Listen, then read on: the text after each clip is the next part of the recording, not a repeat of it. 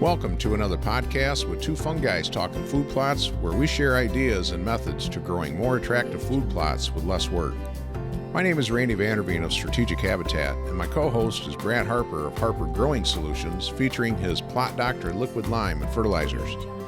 In this episode, Brad and I talk about what kind of last-minute fertilizer and herbicide spray applications you can still make, what kind of results we've seen on several test plots using a new deer repellent spray, and how long does it take to really dial in a liquid fertilizer program for the average food plotter. So if your food plots are struggling going into this season, you might hear Brad mention a couple of reasons why and what you can do about it right now. So let's go right into my conversation with Brad. Hey, so how you doing this morning, Brad? Hey, doing good. How are you? So you must be, your phone must be burning up this morning, huh? Yeah, it's been wild. There's just been so many guys that we had that drought. So my phone's been going nuts, and we've been shipping packages out like crazy. Guys trying to save plots, and then everything down south is kind of just getting ready to get going. A lot of stuff heading down like Tennessee and south. That it's been definitely keeping me busy. Wow. So have you been able to tell that you have a lot more clients down south now that are ordering from you? Is that a function of the word getting out? Yes, definitely. There's a couple guys in Louisiana that bought stuff last year, and that it was kind of just one here in the spring or something, one here in the fall. But after talking to those guys, they were saying, kind of giving me their success story and saying that they were kind of spreading the word of mouth. And this year, I wouldn't even have a clue how many went down to Louisiana and Oklahoma, and it's a couple guys that were taking care of. I don't know if it was an actual deer ranch or like a high fence or a hunting club or whatever, but apparently they got a lot of people that they work with or know, because when the guys were ordering and talking to them on the phone and kind of going over soil samples, they were kind of all saying that they were hearing about it from their buddies, and it went nuts. Wow. So Brad, I can see you following in the footsteps of John Comp, where you're going to have to build another building. That's in the works. I need it. That's a fact. No, that's awesome. Hey, it's quality products, some of the best advertising, right? No, for sure. And I think I would say probably the most feedback I get is guys just happy that answering the phone or getting back to them and kind of walking them through step by step, just taking that extra time to help a guy out. That's kind of probably been the thing that's gone the farthest. Absolutely. Yeah. There's good customer service is hard to find these days, right? Absolutely. It's pretty brutal out there. And in the food plot business, man, there's just 1,000 questions. I mean, there's really an unending amount of variables involved with trying to plan a successful food plot. Yeah, for sure. And even if you go through and do everything right the first time, and then all of a sudden you don't get rain, well, now you got another 25 questions that for a newer guy, well, what do I do now? Yeah. Is it too late? What should I plant now?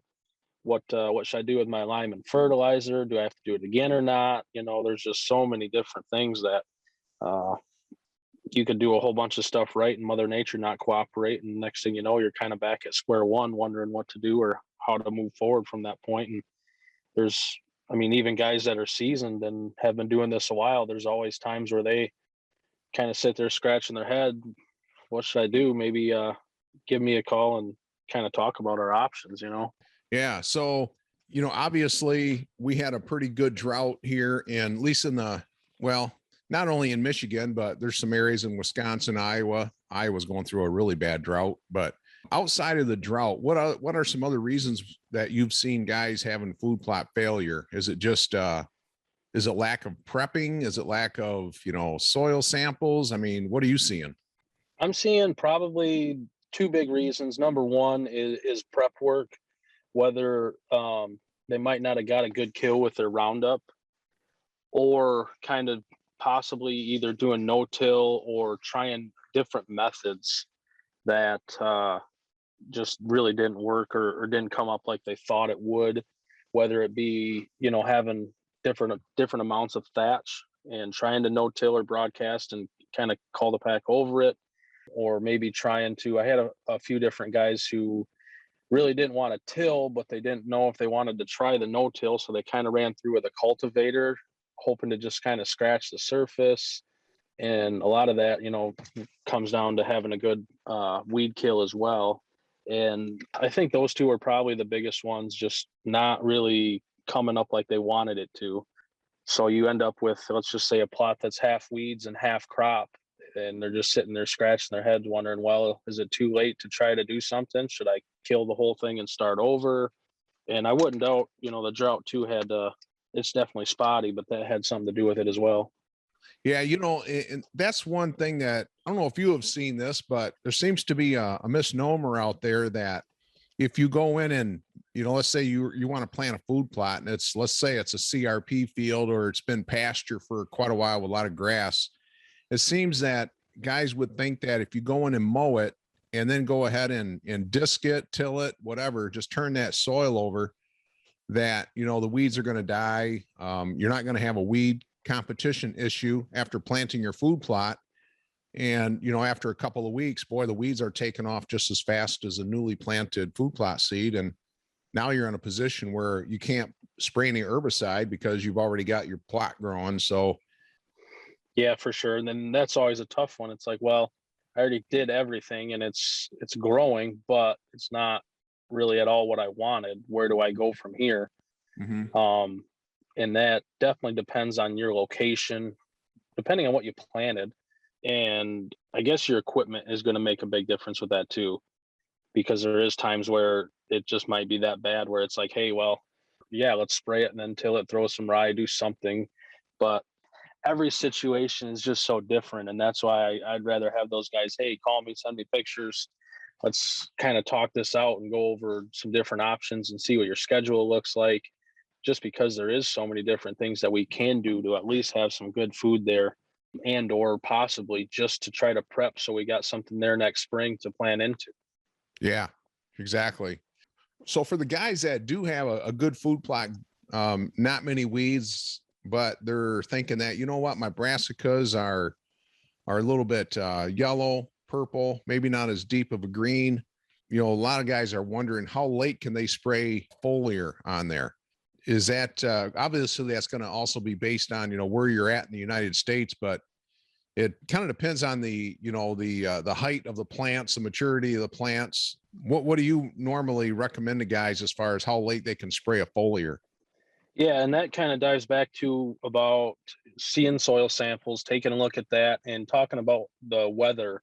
There's a lot of things, whether it's too much moisture, not enough moisture, whether you go through a week like we're about to go through right now where it's going to be 80s without any rain at all. And those guys that might have missed the last rain or anything, I mean, they're going to have those plants going into some stress this week.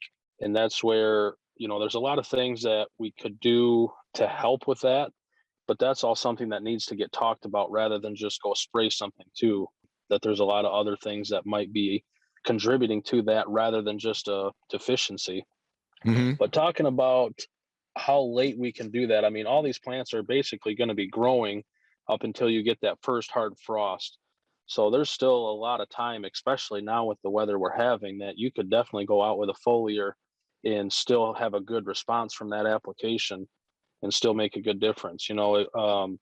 Right now for the guys that did miss that last drought and they might have their brassicas turning yellow, or maybe their clover's not looking too hot. I mean, that's going to be a really good option for them right now to go in maybe with just a foliar.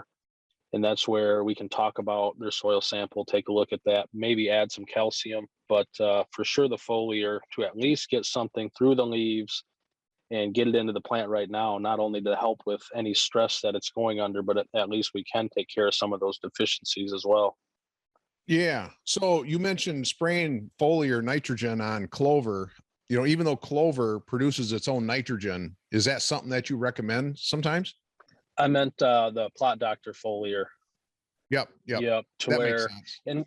in which too, a lot of the times, guys always talk about putting urea on brassicas, and I mean, yeah, they definitely need some N in there, but a lot of the times it's more phosphorus and potassium deficiencies, to where urea it's going to help green them up and help them to grow. But a lot of the times, like if we came through with Plot Doctor foliar and give them that phosphorus and potassium with just a little bit of N and the carbons, that can at least fix those deficiencies and help get them through any stress events, that you don't necessarily need that nitrogen in a lot of cases, that some of them will definitely help you, but there's always a lot of events where just straight nitrogen really isn't the best answer. Okay. So, you're talking about, plot being low in, let's say, potassium. Now, a lot of guys who have been applying the granular fertilizer like 19 or something, I think I've heard from you in the past saying that some of that stuff actually starts to get built up and tied up into the soil.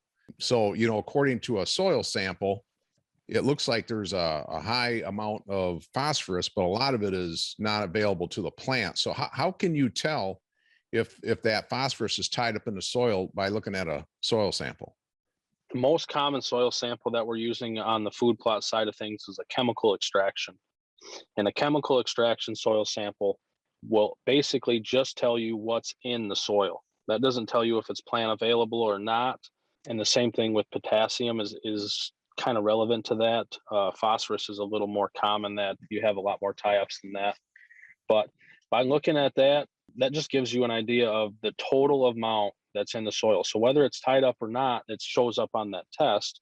So it's really kind of hard to tell exactly how much is plant available. And that's why you always see the posts on Facebook saying, hey, my phosphorus levels were great on my soil sample, but my brassicas are turning purple. What's going on?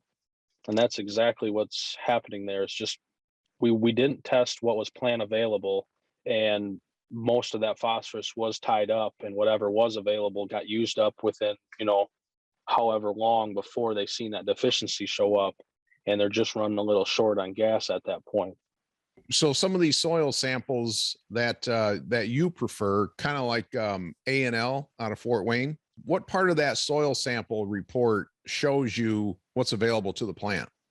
So that one, I like A&L because they have the best layout. They also give you the most information for the money. A lot of them don't tell you organic matter, which is going to be huge when we're looking at everything and trying to draw up a program.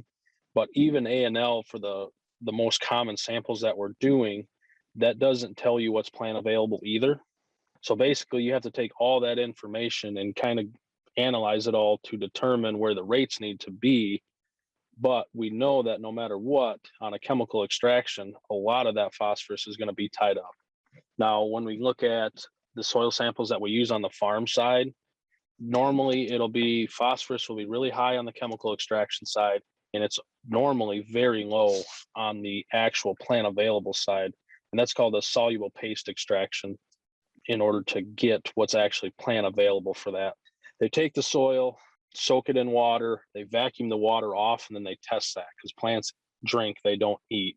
So whatever is soluble in that water will then tell you what's plant available. So by having that, and like I said, generally speaking, it's regardless of wherever your phosphorus is on the soluble paste extraction side, it's a fraction of what's showing up on the other side. So where do you find places that will do a soluble paste extraction? So far, the only one that we use is actually through a lab in Ohio. Generally speaking, we can get really close with a chemical extraction, but I do have a lot of guys that do want to get a lot more information and kind of take it to the next level. So we will go through and do a soluble paste extraction. And that helps in a lot of different ways, because if there ever is any issues, in the future, we can always revert back to that. And that'll indicate a lot more options of what could be going wrong. Or if you don't think you have a problem and we take a soluble paste, that's something we can look at and say, holy smokes, you might not have a problem now, but looking at these numbers, you might have an issue, very soon in the next year or two, depending on what you're doing and what crops you're running. So it really helps to give you a lot more information.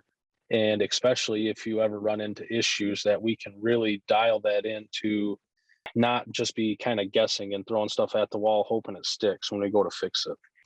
So how long does it normally take guys to really dial in a liquid fertilizer and lime program? What we'll do, I can get really close off of that chemical extraction test on paper that first year. But that's why I really like getting with guys, hearing their feedback, hearing about the weather, when they got rain, when they didn't, what's the temperature. I always have guys sending me pictures, and that's something we can take a look at our inputs, the weather, the crops, and how everything turned out. And that's something we can always tweak going forward, saying, hey, well, I went and did liquid nitrogen and this happened. And it's like, okay, well, maybe we don't need as much of that because it really wasn't showing any deficiencies. Maybe what we can do is back off that nitrogen a little bit, but maybe they're turning a little yellow after rain. And maybe that's something we need to take the money from the nitrogen input and move that over. And let's put some more calcium down to help open that soil up. Calcium, magnesium, we've talked about that quite a bit. Yeah. But that's something that, especially after we get through that first year, it's really nice to kind of sit down with a guy again, go over the soil sample, talk about all that stuff that we did and what we seen. And then, like I said, that's where we can really really get that tuned in and dialed in for that crop going forward, because a lot of that stuff isn't really going to change until you get down the road a little bit, especially once you get that carbon working for you in your soils. That them first couple of years, you can almost mimic those rates. I mean, it's almost like granular, to where you're basically putting down a couple 100 pounds of that granular every single year, trying to get that built up in your soil, but then it doesn't really do what you want it to either at that point. Yeah. So you're pretty confident that generally in about by year 3, you should be dialed in pretty good. Oh, for sure. Normally, if we don't get it right the first year, it's, the second year guys are seeing, okay, hey, this is what happened the first year. It wasn't quite what we wanted. We changed this and this, and we changed the rates around. Maybe we added a product or took a product away. Year 2, then they're like, okay, hey, this is exactly what we wanted. Now we got it dialed in. Now we can move forward and kind of not really think about it as much. And I had that probably 30 or 40 guys that we kind of redid their program this year, depending on what they've seen. Depending on the deer densities as well, that we kind of changed some things around to where when I'm putting that program together initially, we're always talking about the crop, and all of a sudden we have, deer go in and wipe that crop out. Well, let's switch that crop up for a minute, and now we're going to change those rates around and let's run this instead. I had it a lot this year where we really dialed it in the second year and got it to where it was a lot more successful. I mean, you're even doing that with granular. You put out 2 bags of triple 19 and it's just not really doing what you want. So then you got to go back and add another one or put more urea in or something. So then the next year you're like, oh, well, maybe what I should do is, do this up front, because last year it didn't really work like that. So it's kind of the same, whether regardless of what you're doing, that you're kind of consistently trying to dial that program in. But normally by year 2 with the liquid stuff, we can get there. And every time you throw down more granular, you're just putting more chloride into the soil too, right? Yeah, you're building up that, and you're building up your sodium levels, and eventually that's going to come back to haunt some guys. With the liquid, it's kind of the opposite, to where, depending on the sample and everything, but a lot of the times it's like once we get to year 3 and year 4, we start backing off on some of the rates of the products, because that carbon's really going to work and we're putting the thatch back in. And we don't need to add that much of, let's just say, nitrogen anymore, or potassium, or whatever that soil sample may be, or the crop that they're planting. But that's where, we kind of go backwards with the liquid in backing off the rates, rather than a lot of the times it seems like we're increasing on the granular side. Yeah, I kind of liken the process from granular to liquid as like trying to wean a heroin addict off of heroin, I mean, that is a good comparison. Yeah, you could say that. The more granular you give it, the more granular a soil wants, but man, you go to the liquid, you can actually wean it almost down to 0 in a lot of cases. Yeah. And I get a lot of times too, where guys will send me their sample and say, hey, I didn't really add much because this is what my soil sample said, and this is what they told me to add. And it's not very much. because their levels are, all in the high category. And again, then that goes back to what's actually plant available or not. So just because it's being built up in the soil doesn't mean that it's plant available, and doesn't mean that you don't need to add anything or very little. Especially with high levels, we start adding that carbon in there, and over time that'll start breaking down and becoming plant available. Mm-hmm. And I think a lot of your clients are on that no-till road too, right? Yeah, I would say the majority. Yeah. So, if you're not adding sodium to the soil and you're not turning it over, you're building organic matter. Hopefully you're running at least 1 or 2 cycles of green manure every year. I mean, in that kind of a situation, you can really start to build organic percentages pretty fast. And, from what I understand, man, the more organic matter you have, the more nutrient holding power that your plot can hold, so that, you can probably get away in some years with adding very little or nothing to your plot. Absolutely. And especially with the carbon, you're putting that green manure down, you're adding the carbon that's helped to break that down and help to, really start to, over time, unlock those nutrients in the soil that are built up in there. And that's something to where I do have guys that put down very little product, and that's just kind of what they want to do. Or there might be a guy who has really great soils and he's like, well, I want to push these things, and I want soybeans past my nipples. Well, that's fine too. We just still don't have to add near as much, because you put the work and the time in beforehand to slowly build that soil and do all that, the whole process in order to get to that point. So that kind of boils down to, personal preference too, once you get to that point. But just knowing that doing that work and putting that time and effort into building that soil down the road it's a big deal. Yeah. So speaking of that, Brad, have you run into situations where guys they've done no-till for so long, and they always have something growing, or at least they have armor on the surface? Have you ever seen guys that really don't need to add or use any glyphosate? I don't, and I haven't yet. And I would say mainly because I haven't done a lot of work with guys who've been in that process for that long.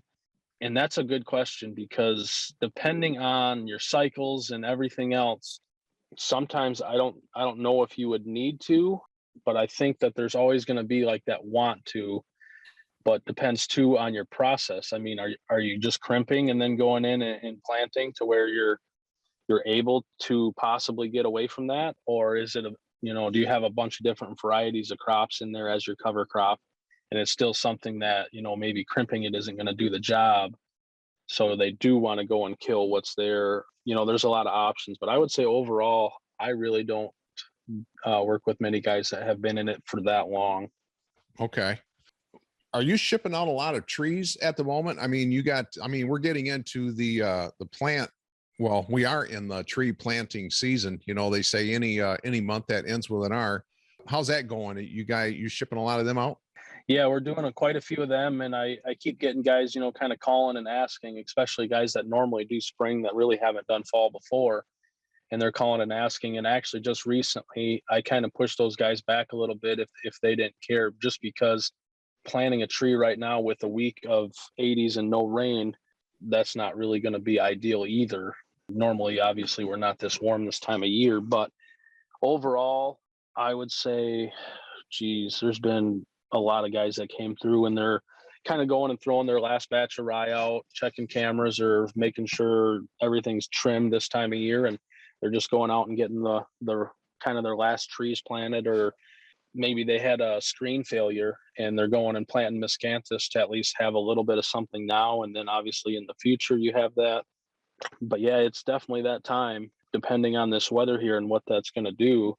I mean, we still got a lot of time that you still can plant. Yeah. I know a lot of guys don't like to go into their properties once, October 1st hits, but depending on where it's at, as long as we got decent weather and the ground's not frozen, we can be planting trees. Yeah. So have you seen any positive results on your repellent spray? Yeah, so far, everything actually is going fairly well. And it's really good that we did so many different trials with guys all over the state, different application methods. Guys have different sprayers and they're going out with different rates of liquid and solution per acre. And especially like I got a guy over by the thumb that it seems like they can't stop getting rain. So it's been really good to kind of keep hearing the feedback from him, just because, well, there's a deer ranch that we work with that is really tough to where we don't get near the length out of that. It seems like they don't really care what you do. But then you go to a guy who's 5 miles away and not in a high fence, and he's having completely different results, and it's just really nice having all that information. But overall, it seems like we're getting about an average of 7 to 10 days with about an inch of rain within that period. Obviously no rain is stretching that out to all the way up to 20 days we've had with no rain.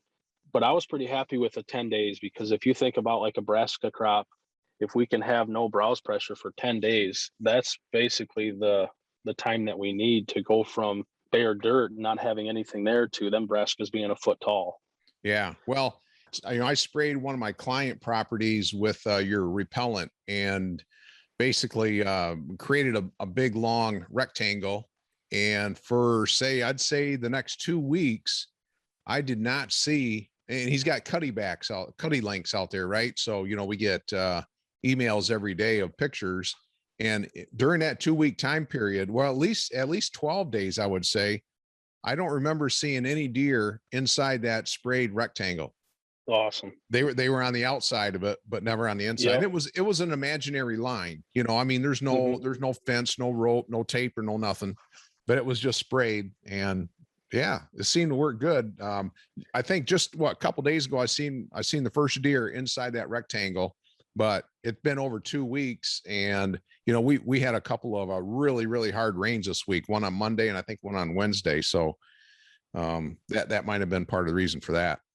Yeah, absolutely. And a lot of feedback we've been getting too is we were unsure on what stages we could spray that at and still have results. And it's one of those things to where the more foliage you have, the better. It just seems to hold that repellent a lot longer than spraying bare dirt. But I mean, even 12 days there, that literally is the difference of saving a brassica crop. Sure. Especially once you get that rain, you finally have the deer coming back. That was another positive that we've seen, because we were kind of nervous about spraying that, let's say mid-August, and not knowing what the deer were going to do, if they were going to kind of leave that area and not want to come back. But it seems that they're just kind of avoiding that area. And then as soon as they feel safe, or that smell and the taste goes away, they're just moving right back in. So that was a really positive thing to see as well on those trials. Yeah, exactly. So Brad, I got a pic the other day from Jake last night. Actually, he sent me a text of a trail cam picture where there was a 6-point chasing a doe right on camera. Oh, wow. The rut's on, Brad. Happens every year, right? I better go get in the tree this weekend.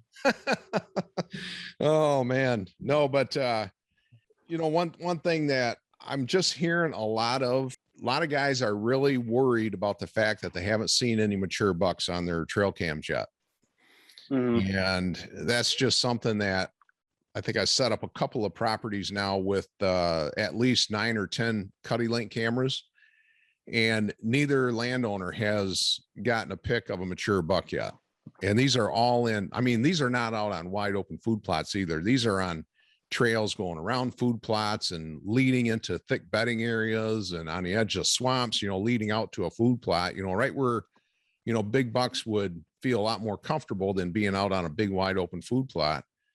And still, no mature bucks, but not to worry. There's a million different reasons why these bucks are on camera one year and not the next year. I got one client that, all the properties around him, the farmer planted sorghum for silage this year, whereas last year it was soybeans. So all of his neighboring farm fields is owned by this one farmer, and he put everything into silage this year in sorghum. So no food. Yep. He doesn't have soybeans out there all summer. We just got done planting his, his food plots with a 5-way grain blend, just a few weeks ago. he's not really had any food either, because he's been running buckwheat, and we had a standing mature rye for a while, so really not much food in his food plots this year. So really no food in the area, and it's not really a big surprise that he's not gotten a mature buck on camera yet, because these bucks have probably figured out that hey, all these soybeans are about a mile away, and they're in a big wide open woods with good airflow and no swamps nearby, and not as many mosquitoes, and lots of different reasons. But at some point these mature bucks will be back, because now his food plots are starting to fill up with does. So I guess what I'm saying is, don't get impatient, don't get all nervous and go out there and start moving trail cameras around, and that's just going to set you back even further. I can definitely say that. We always have the same camera spots every year. Basically, nothing changes here except for what the farmer is growing next to us.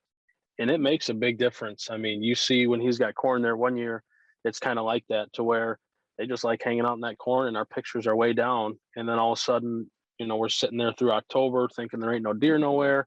Corn gets cut, and then holy smokes, there's a deer.